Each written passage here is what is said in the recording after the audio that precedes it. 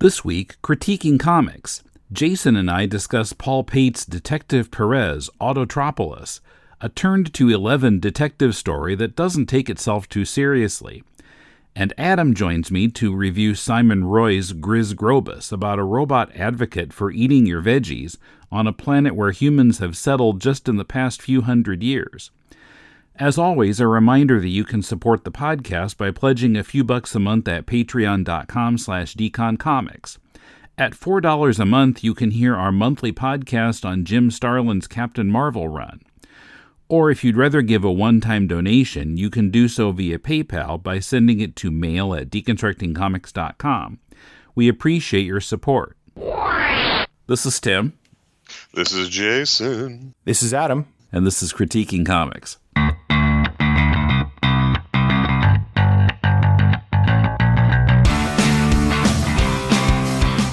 Welcome to Critiquing Comics. This is Tim in Tokyo. I'm with Jason in Portland. Hello.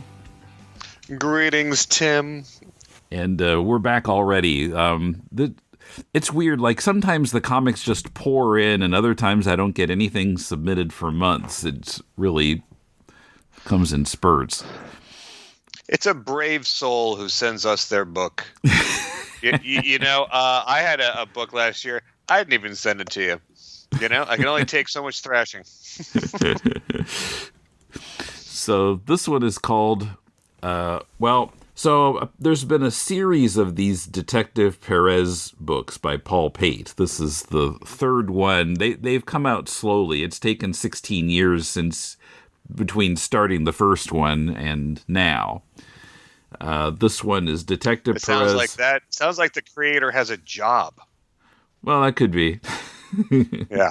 Congrats, first off. And it sounded also like making one of these books takes a lot out of him, and so he needs time to recharge after he finishes one.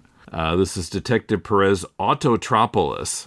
I did not feel that it was I didn't feel like I was missing out, and I didn't know it was part 3 of a trilogy until after I had finished the book. Mm-hmm. So good for him for making me not feel like I was lost or something was missing. You don't need to read the other ones before you read this one. Right, yeah, it's not a serialized thing. They're standalones with the same title character. One thing I was a little confused about was, I read this book 3 times, and I think I finally understand things that I didn't get on the first run. So Autotropolis is referring to the closed down car factory, I think. Because the city is Rust City. Okay. Which I guess is I guess it's basically Detroit. But at first I was thinking the city was Autotropolis, and then or is Autotropolis like a nickname for Rust City? Or I realized, okay, it's the factory. I didn't get tripped up on that at all. To me, it just felt like a sort of an imaginary city.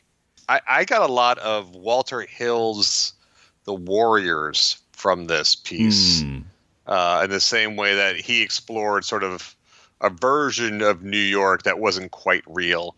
I felt the same way that this was sort of a Detroit, a view of Detroit was sort of like through a cartoon lens. Mm-hmm. It's like a lighthearted romp through a serious place having serious issues, and in much the same way like exploitation cinema of the 70s did.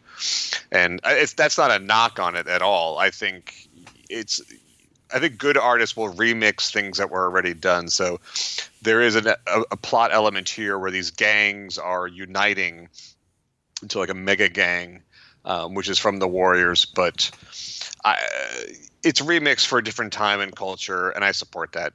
That's something that Tarantino does a lot of. If you've seen Tarantino's Reservoir Dogs, when I saw it, I thought it was such a revelation. I thought it was such an original concept until someone put a copy of Chow Yun-Fat's City on Fire in front of me, and it has like the exact same plot, even some of the same scenes, but to much different effect. Like the vibe is completely different. Right. So I've come to sort of see that one artist can remix another and tell a contemporary story for a different audience, different time and place. And do we want to just be historians of stories or see them change and be told by different people to different effect. So, and it's a small part of the plot here, but I definitely got a whole 70s exploitation sort of cartoon violence level to all of this. Yeah, I mean, there's a lot of not a comedy, but it's kind of turned to 11. Like, some things just a little kind of on the unbelievable side. Like, this is kind of crazy. This is, but I think it's not asking to be taken 100% seriously. No, it's got a playful vibe, and it also deals with corruption in a way where I thought there's like corruption within corruption within corruption within corruption, and that is true to life. It also plays into the plotting of this, where I thought the bad guy that we were setting up to follow was White Shadow, and then I'm like, oh no, it's the King. Oh no, it's this other character. Oh no, it's this. I was all like, this is much like anything. It's like a Russian nesting doll of corruption and antagonists and just whiplash-inducing plot twists and turns that I think is largely successful. Yeah, I mean, I read it 3 times, and I'm still not completely sure I understand all the complications of this story. Does it work or not? I'm not even quite sure, but yeah, it was disorienting sometimes. Like, oh, it's not him. That guy's completely irrelevant to the whole thing. It's actually... Yeah, there is and to set it up, this is about a detective who is investigating the death of it's not a stool pigeon, but of someone on his payroll. Informer, yeah, this black kid who had been hanging out with a gang, but the rest of the gang were all tortured and murdered, apparently by the White Shadow, because White Shadow's been trying to unify all the gangs, and they were kind of dragging their feet. And yeah, Detective Perez feels responsible for, Carlton was still alive, and the cops tried to stop him for questioning. He ran away from them, let himself be killed by them rather than talk to them, and Perez feels responsible because it was his informant. And right. There's a lot of stuff we could spoil about this that I don't want to spoil, so I don't think we should follow the plot any further there, but yeah, that's how it starts out. Agreed. That's how it starts. So to your point of where there are many, many subplots going on here, and some critical things happen off page, and some things happen on page that I don't know why we're spending time on it. So towards the end, there is sort of payback for the death of a female character, and I had to go back and be like, but there are 2 female characters that disappear towards the back of the book, and one of them is killed off panel, and the other one is just like moves away. And I got them conflated in the end, and I did too. Yeah, I thought it would have been helpful if we had seen the death of the character, because it's become such an important part of the finale that I had to backtrack. So I would have liked to have seen that. There is another death of a gang member where I'm like, I don't know why we're on the bridge seeing this person die when I thought everything was fine. So there's some interesting choices. Yeah. You were never meant, I think, to have a bead on what's happening here. Yeah, another one. So there's this kind of Wall-E looking robot that shows up at a few places, and it gets blown up. And there's a whole page panel on page 143 where one character is asking another, is that cheating? I wasn't sure why that needed a full page. There's a small inset panel to it also, but it seemed like a kind of minor thing to spend so much real estate on. Right. There is artistic art-wise, there is, I would say, a digital animation style to this. And in some ways, some moments are just popped out because they look cool, right? Yeah. I think that's really the metric here. Mm-hmm. I also think it's interesting that it's also celebrating like car culture in a way, and like here in Portland, sometimes we'll have these takeovers where people will take over a street and do like car tricks and drifts and things. So I thought there was some younger things going on here. A younger voice in this work that I liked. And this is a book where major politicians and characters of city leaders have dual identities, and many people are not who they seem they are. Yeah, that's true. And so most of it is told in flashback. Perez is talking to County Prosecutor Miriam Gilson, and he kind of keeps going off in different directions with his story. So there was also, actually, the very first page, we get this online obituary for a murder victim. He was a former NFL player who had just been elected mayor of Rust City. And so in the flashback, we see that this guy, Andrea Marshall, had hooked up with this woman, Kate, who Perez knew and Perez was also kind of interested in. There was a kind of scene I was kind of confused about where she was angry at Perez for not calling her, even though she's dating this other guy. I wasn't sure what she was upset about. It didn't quite ring true to me. Well, you can like more than one person, Tim. I'm not going to assign, puritanical gender roles to anyone in the story. Yeah. One might have been a job, one might have been, a political opportunity, and the other one might have been true love. Or maybe not, I support her. I support her as I support her sexual agency. But did you notice, 3 times in the story, Perez says something to the effect of she's an adult and she can do what she wants to, and she also says it once. But I don't know. On the one hand, it felt kind of repetitive, but on the other hand, I felt like, well, he keeps saying it so much. Maybe he's trying to convince himself because he's into her himself, and he doesn't really like it that she's doing whatever she wants.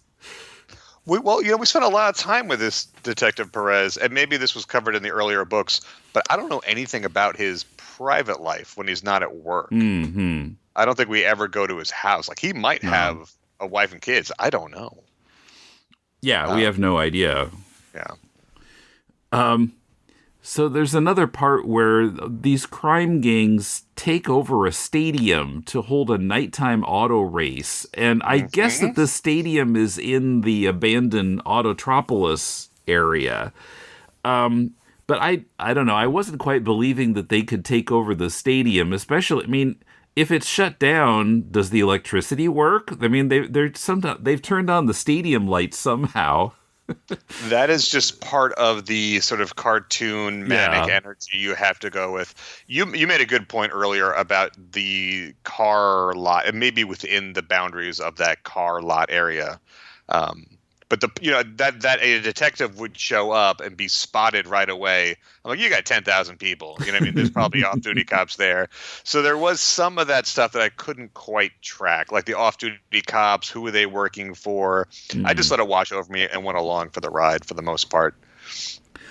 It is, there is that escape from New York. The Warriors sort of, in the Warriors, the gangs do exactly that. There's thousands of gang members get together for a meeting in an obvious public place.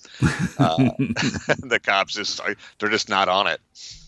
Yeah, and then there's multiple car shows and car wrecks, and the action is, this animation style isn't great for the action, but it is great for the character work, the faces, the silhouettes, the body language, all that stuff really sings.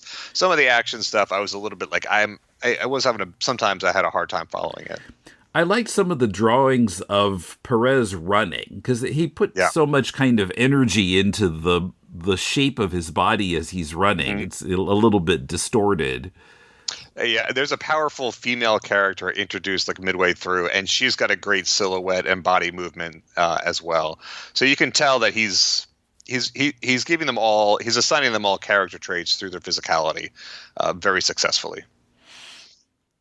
It's just some of the action stuff. It just feels a little small. One thing I want to talk about, and I'm trying not to spoil anything, so I'll have to be a little bit vague here. But I thought for me, the ending was kind of weak. And it depends on you recognizing a certain person's pair of shoes.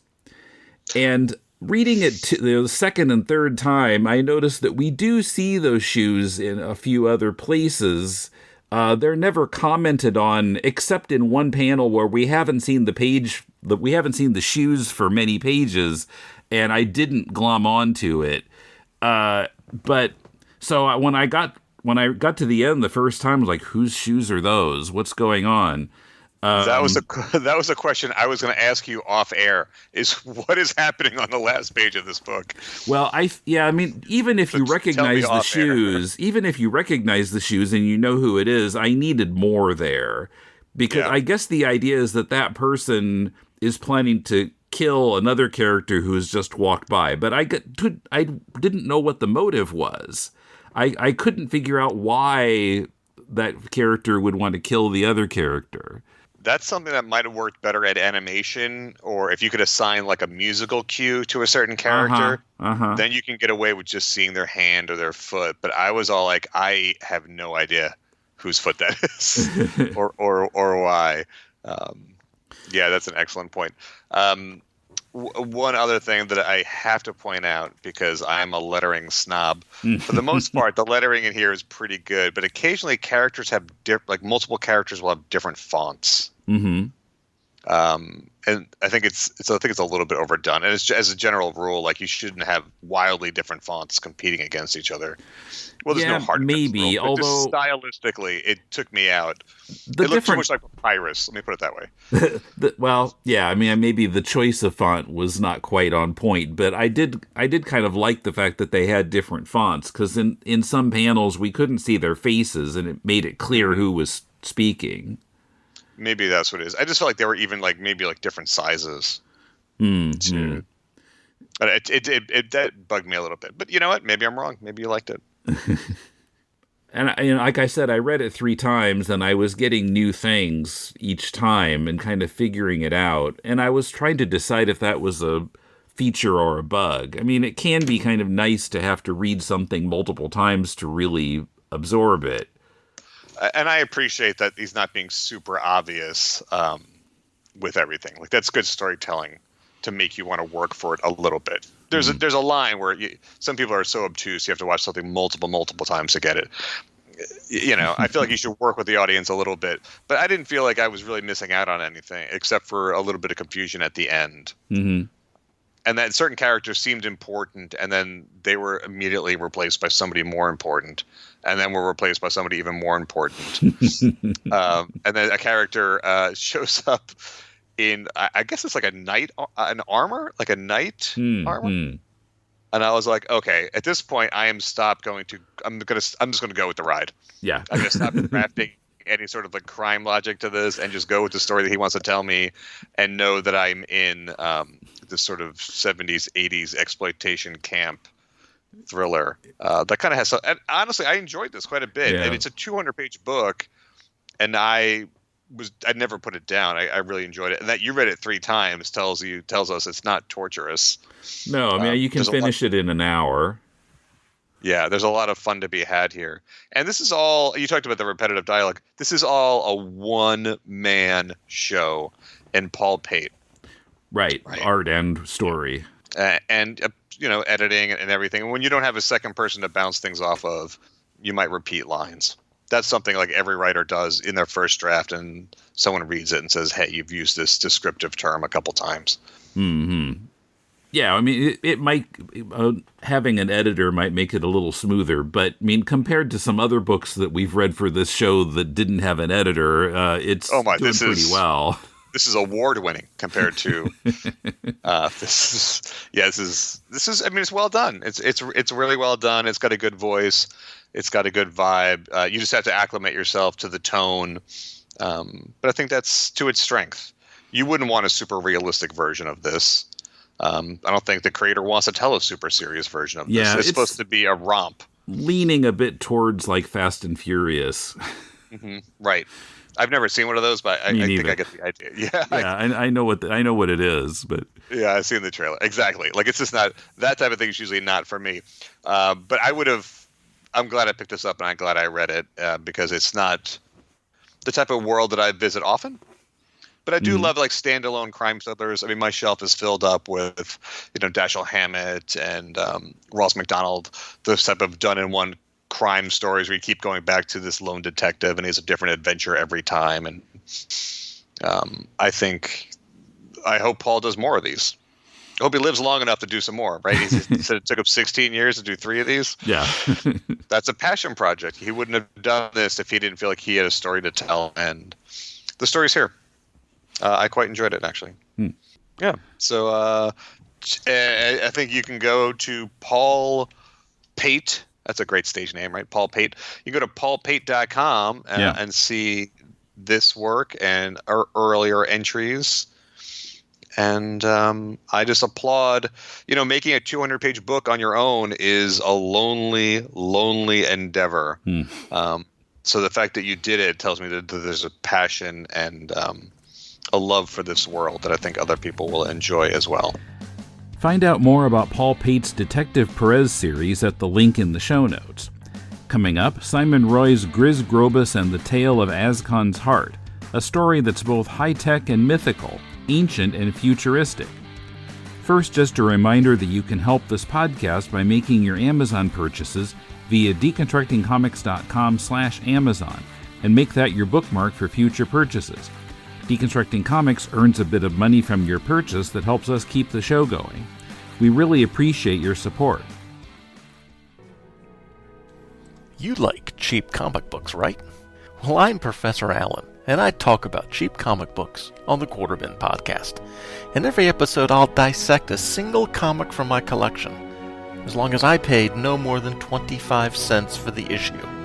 Forget about $4 new comics that you can read in 4 minutes, or crossover events that can cost $100 to collect. Join me in the Quarterbin, where even bad comics are a bargain, and good ones are a steal. The Quarterbin Podcast is part of the Relatively Geeky Podcast Network. Visit us at relativelygeekypodcast.blogspot.com or search Relatively Geeky or Quarterbin Podcast in iTunes.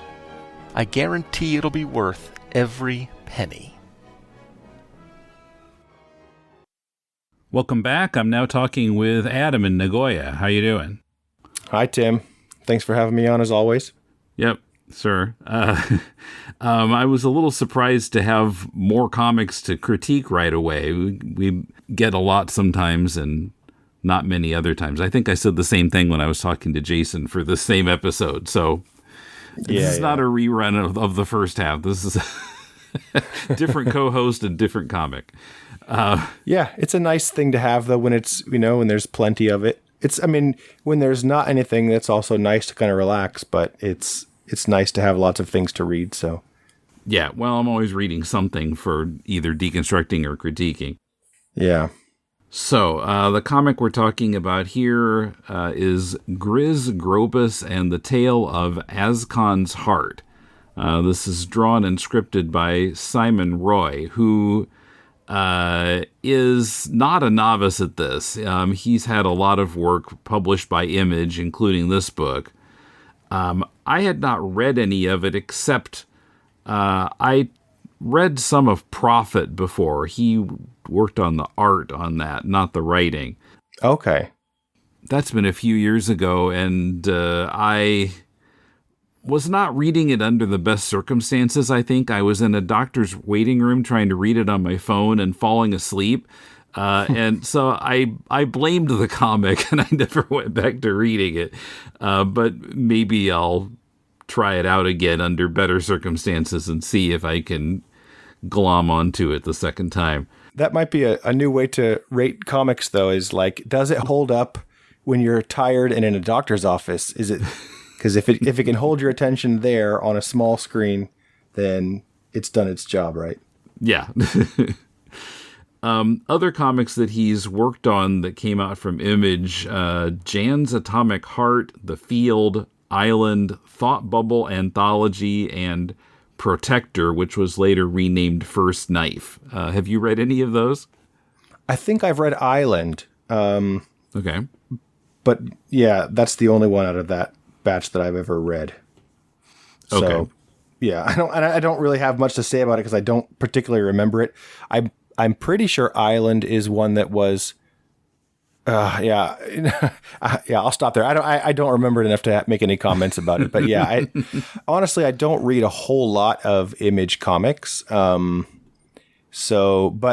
it is interesting that you say that he was published by them, because I totally get that vibe from this. Like, this is definitely pro level work for sure, and the framing and the just kind of the whole way that the pages are structured and stuff did feel kind of like an Image book to me, even though Image, doesn't necessarily have a house style per se.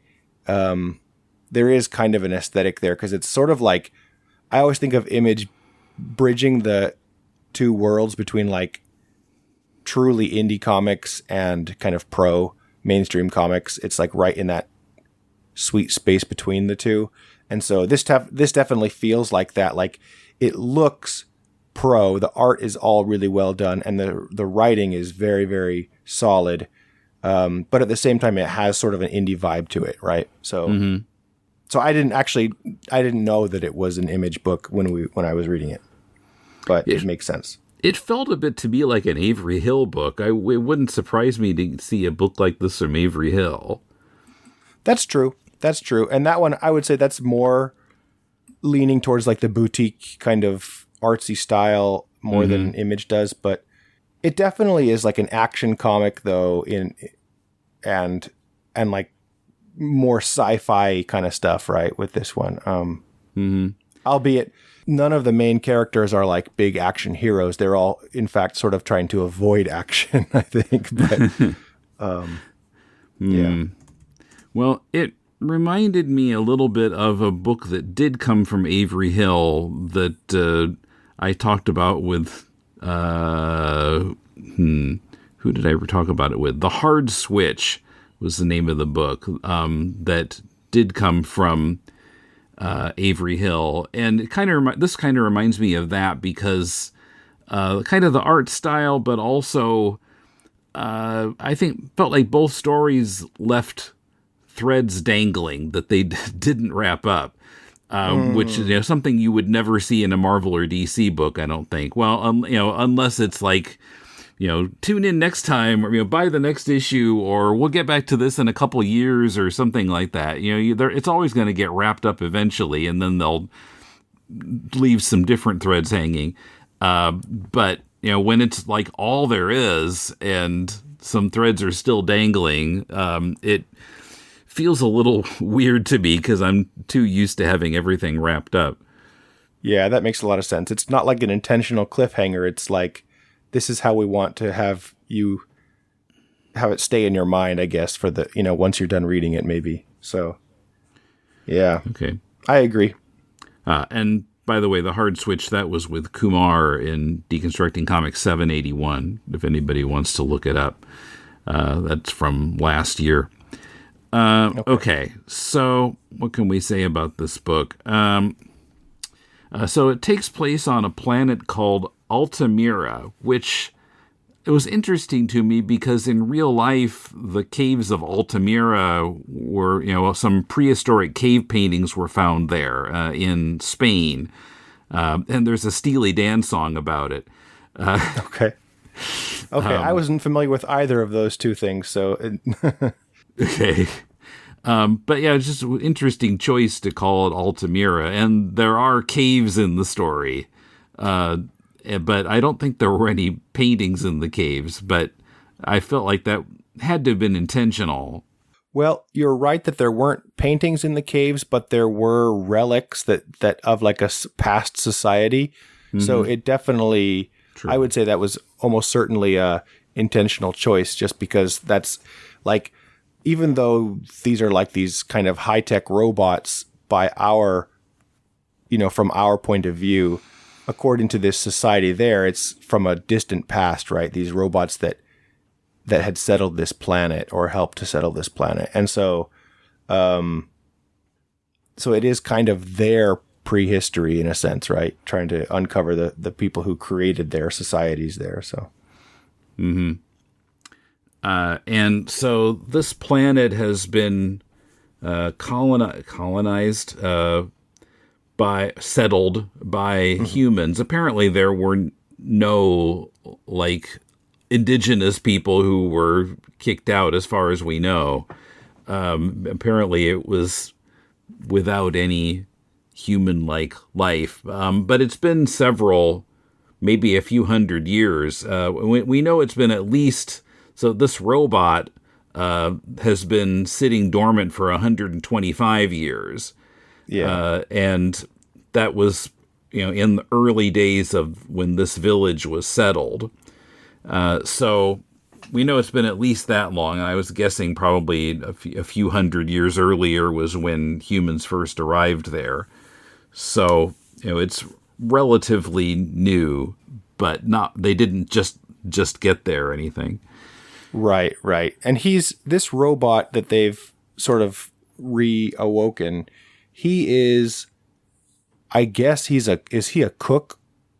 I mean, he's supposed to take care of their food and sustenance, right? It was interesting because, in those 125 years that it was shut down, you got 100% turnover of the populace, and some kind of legends had grown up and some misconceptions about what the robot was, what his name was, what he was for. And it seemed like what he mostly wanted to do was fix various kinds of food from this root vegetable called Grobus, which he'd gotten everyone so sick of it that the present day people had come to believe that it was poisonous.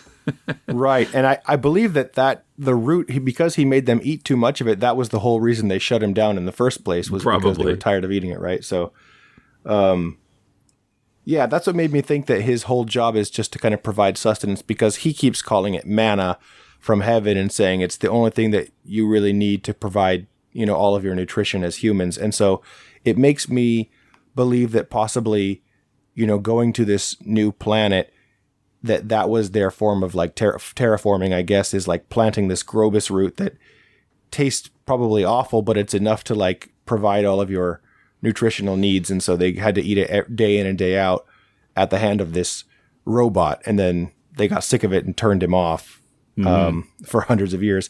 And like you said, in that 100 years that he was off, they start to develop their own lore about why he's there, because the shell of the robot, even though he's off, is still sitting there. And so they have holidays based on him, and they name their town after him, and they, I think, assume his name is Grobus, right? Or Griz Grobus or something like that. Right. But it wasn't, yeah. And when he wakes up, he's like, no, I was in Stanleyville and my name is Stanley, So I like that a lot. It's kind of cool to see the world building aspect of this story and how, these people who are on this planet have developed their own culture and, including food culture, but even their own religions and holidays and kind of national heroes, in a, not necessarily in an accurate way. It's based on misconceptions or mismemory of things. So, which is very, it's pretty accurate to how humans really do things like that. So I thought that was pretty cool. Yeah, and it was subtle too. The book didn't completely just lay it out for you and explain everything. You had to intuit some of it. Right. Yeah, that's another thing that I really liked about this book, and I say this all the time on this show, but I love it when a book trusts the readers to figure out things for themselves, and there's no, not dialogue boxes, but narration. Yeah, narration boxes that explain what's going on. This story jumps right into the middle of it. You have this young researcher woman who's, captured trying to steal things out of a cave or out of these tombs. And so it does the perfect sci-fi thing where, because she's not necessarily super familiar with this culture, they're explaining to her, how this is their founder of their society and these are their sacred tombs and such and such. And so it's a perfect vehicle for telling the story and giving you background because she's learning it from them. So all of that is just really expert storytelling, to be honest. Like there's no point in the story where you have to be told what's going on. And, there are some beats in this story that I think are complicated to tell. Like, for example, the wizard tries to cast the spirit of this war god into a warrior so that they can win this battle. And he misses because he's distracted, and it goes inside of a goose instead. And so now this war god is stuck inside the body of a goose. Like, that's a hard thing to show visually in a comic book. And it's a kind of a complicated story beat in the first place. But he tells the whole thing expertly. You never have a question about what's going on throughout this entire book. You always kind of know. Although, there was some subtlety there that I kind of missed the first time, because that story about the wizard, that story exists in a book that the other characters in the robot reality are reading. So that's fiction in their world. Because when I first came across that part of it, I thought that like the characters in the first part were going to meet the characters in the second part, but that's same. Not how it's set up. yeah, same. Very much the same, yeah. And it's really subtle because like a chapter with what do they call her? The scribe? Yeah, the scribe, I think. She doesn't have a name. Where she's just like got the book in her hands or something, but there's not any other kind of visual cue or narration or different font or something indicating that you're now in the book. You just have to kind of pick that up from what the character is doing. Yeah, that's true. I mean, they mentioned that she has the book with her, and they talk about the book several times, but you're right, there's never any indication that now we're jumping into the story of the book. So that's true. From a narrative, I guess from a narrative point of view, I was exactly the same as you. I expected the two to meet, because you have this pacifist objector to the war in a very warlike society who's running away with this goose that has the spirit of a war god, and then it flashes back to this young woman who's riding around on a giant robot who's looking for a society where he can actually put his gifts to use. And so it gives you every indication that these two are heading towards each other. I think even the pages are laid out where it makes it look like they're approaching opposite sides of the page almost, that they're both going towards the same point. At least that's the visual indications I got. So, yeah, that's true. And I wonder if that's an intentional mislead, that they're trying to make you feel like this is, I don't know. I'm not sure. Maybe. But it's definitely some expert world building though, for sure, because you kind of get an indication of what these societies are based on and why.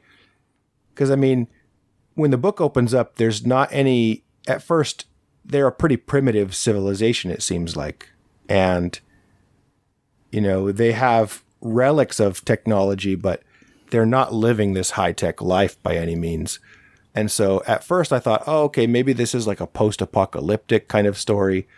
And so that would totally make sense with the wars going on and everything else in the story. But yeah, it isn't until later on, like, I guess after a while you kind of get the idea that, okay, well, this is a sort of fledgling society that is trying to settle this new planet, and there are several generations in and not really sure of what they are yet in some ways. So yeah. Yeah, and they probably came from a society that had higher tech, but they're still kind of roughing it in this new planet. And because they've got this robot, they've got AI, but a lot of things feel. It kind of reminds me of like scientists camping out in Antarctica or something. Yeah, It's kind of that atmosphere where it's kind of there's high tech, but there's also kind of a camping vibe or living off the land vibe. Yeah, very much so. There was a point where the robot early on in the story mentions that he did a scan of the area using LiDAR, which is like emerging technology right now. So, and nobody knows what it is. Like they're all confused by it. So that was kind of funny. Like it's clearly using Earth-based technology that we have now. So I would assume that it's supposed to be in the somewhat near future, several hundred years in our future, maybe when we're colonizing other planets or something. Yeah. Yeah. The promotion for this book calls it a fable, which I thought was an interesting choice of words. I was thinking, like, how is it a fable? And, like, both parts of the story, the quote-unquote real-life part and the legend part with the goose and the war god, they both end in kind of a, anti-war, let's all get along feeling. Mm-hmm. In the book, in the legend, literally ending a war, and in the robot's reality, cooperating with people who had been out to harm them. Yeah. So there is, kind of a pacifist vibe to both parts of the story. Yeah, and that also kind of makes me wonder if that is part of the reason they're calling back this other story too, is that there's, I don't know, this sort of cultural touchstone of pacifism in their kind of founding documents maybe or something. Or I mean, what I'm not sure on is this society the same society that legend is from, or... Well, yeah, where did it come from? Is it just pure fiction, or is it based on things that happened earlier in the history of this planet? There's no indication. Yeah, it's not clear. I mean, I would assume maybe because, like, that civilization that they're in right now does not seem mature enough to have their own writers and, literary culture. So it must be something they brought. They do mention, like, that this is like one of the greatest books that was ever made on this planet. Oh, that's true. They did say that. Yeah. So there is. We do know that the book is native to this planet. That's true. But how long ago and what it was based on, we don't really know. Yeah. So I mean, this goes back to your comment about this being called a fable. I mean, yeah, I don't know. I don't know if fable is the correct word for it, but I'm sure they don't want to just call it like, a science fiction story, because that wouldn't make it stand out at all. Yeah, I mean, fable, I expect like a very clear, moral of the story stated, right. And it's not that kind of thing that hits you over the head with it. Yeah, it's not like an Aesop kind of fable or something. You're right. No. So, like I said, I think that the story is very, very well told. There's not a ton of substance as far as like a super. The plot is never. It's not like a thrilling, keep you on the edge of your seat kind of plot, but it is very much a plot where you never lose interest in the story. Like, it keeps you going the whole time. It's a very kind of even keeled kind of plot, but and it's interesting, like you said, because you don't know what's going on. You don't know if this is a book or not, so you're kind of curious about how these two stories are going to kind of sync up. And there's a fair amount of humor in it, too. I don't think I'd call it a comedy necessarily, but it is funny in a number of places. And that keeps you going also. Yeah, it's a self-aware. It reminds me somewhat of like the Marvel movies kind of thing, where it's sort of a humorous, tongue-in-cheek take on a action kind of sci-fi setting, right? So, but it's not quite as hit you on the head funny. Like, it's more like a sort of like atmospheric humor to it, I guess. But yeah. So, like I said, I really like this story, but even more than that, I think the art is just very, very well done. the aesthetic, it looks like a very consistent world that they've created. And it does look otherworldly. It doesn't quite look like it would be on Earth. But it's just very, very well done. Some of the kind of bigger shots do remind me a little bit of like Mobius, or like it's almost like got a French sort of influence on it. Yeah, I can see that. Yeah, because it's not these really straight, clean lines. It's kind of got a very natural freehand kind of approach to it. And at the same time, the perspective is always perfect. The blocking is perfect. You never have like, for example, I don't remember what page it's on, but there's one where it shows people like kind of loading things on the shelves and stuff. And there's 2 or 3 people in the shot. One is in the foreground, one is in the midground, somebody's in the background, but they're all perfectly in view. And it just looks really, I don't know, it looks really effortless is what I want to say, even though it clearly takes a great deal of effort to make it look that way. And so I was just really, really impressed with it. The color palette is really muted, which kind of gives it this otherworldly feel. It's especially these days where so many comics are coming out with these really bright colors and contrasting colors and gradients and stuff.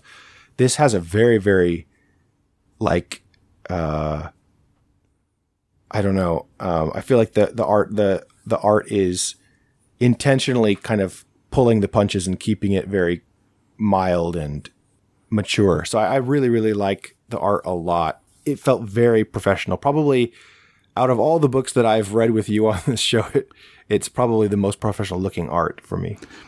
Right. Yeah, it's, I mean, unusually professional for deconstructing comics, or for critiquing comics, I should say.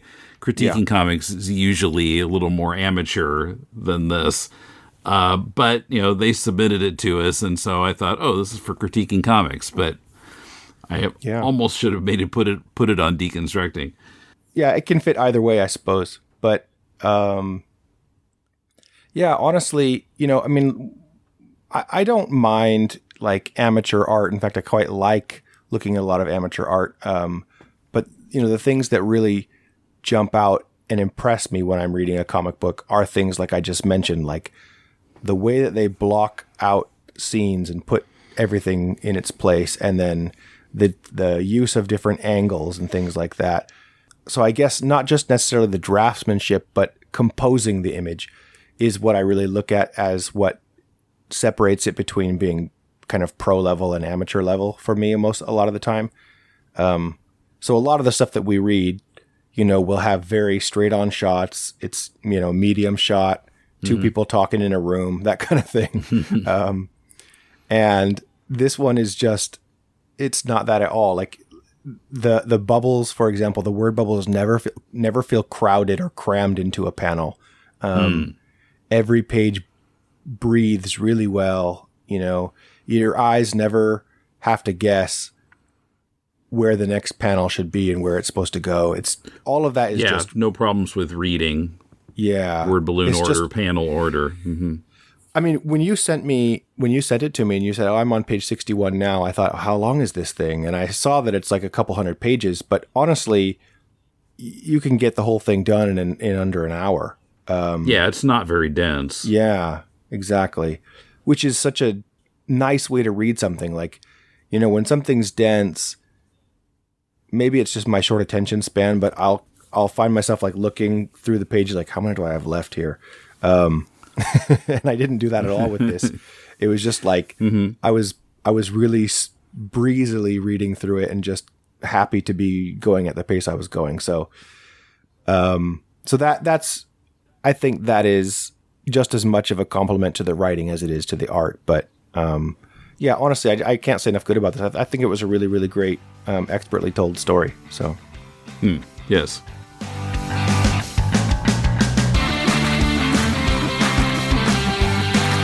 Find out more about Griz Grobus at the link in the show notes. Thanks to our patrons for supporting Deconstructing Comics and our other podcasts. To join them, go to patreon.com/deconcomics. At deconstructingcomics.com, you can connect to us on X, Facebook, or YouTube, follow the link to shop at Amazon to support the show, and find links to subscribe to the podcast. You can comment on any episode on our site or drop us a line at mail@deconstructingcomics.com. And now you can also send us a voicemail. Find the Leave a Voicemail link on the left sidebar of our site. Are you making a comic? Send it to us and we'll do a Critiquing Comics episode about it. Our theme is from bensound.com. Next week, an anomaly. We discuss a recent Big 2 release. It's Batman Dylan Dog, a crossover with the Italian horror comics series Dylan Dog, originally published in Italy in 2019 and now out from DC. It features gorgeous art and plenty of both characters' supporting casts, and writing that makes every conversation a character moment. Emmett and I discuss this 3-issue series next week. Till then, this is Tim, and thanks for listening to Critiquing Comics.